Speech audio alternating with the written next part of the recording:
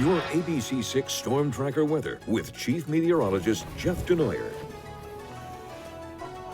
I'm back. Sky Cam outside. I forgot that I was the lead in this block. I'm usually buried, and I was like back there. I'm like texting away with people. Sky Cam, hey, it's sunny and gorgeous outside.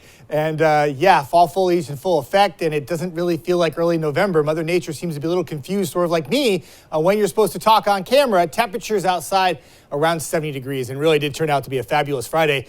The last couple of days have been nice, but we talked about how Friday, Saturday, Sunday, Monday, we were going to take those temperatures to a whole new level, to the level of where we could be breaking daily high records. Now, today, that's not the case. The record's like 76 or 77. We're not close, but there is a chance as we go into the weekend and Monday, we could break those daily high records. Now, big spread in temperatures.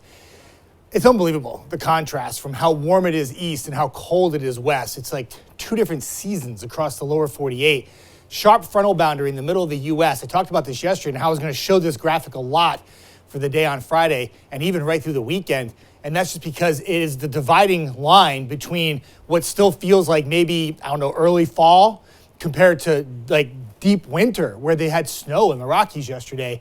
And the boundary between the two brings out a lot of rain. And you can see that from about Wisconsin all the way down to Oklahoma, and even a little snow on the backside of this thing in the panhandle of Oklahoma and Texas. So, you know, two different worlds happening right now. We stay on the warm side of it all. And a warm weekend. Now, keep in mind, it's not like beautiful, sunny, gorgeous the entire weekend. There's going to be some clouds. And it's not that it's bright and sunny, but warm temperatures, even with some clouds for early November, not too shabby, right?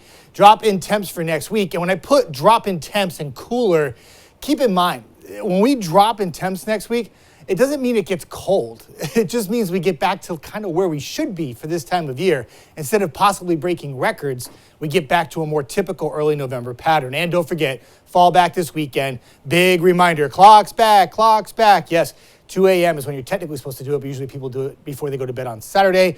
Unless, of course, you have a really awesome Saturday night and you go to bed after 2 a.m., then you're going to be all messed up for the next day because your clock's not right. Hour by hour, go through the evening hours, generally clear. We have another chance for some fog tonight. That will likely happen after 1 a.m. Notice the temperatures, though, very slow to drop, mid-50s by the time we get to midnight, and not much movement after that. That's pretty much what your low is for tonight. It's crazy mild.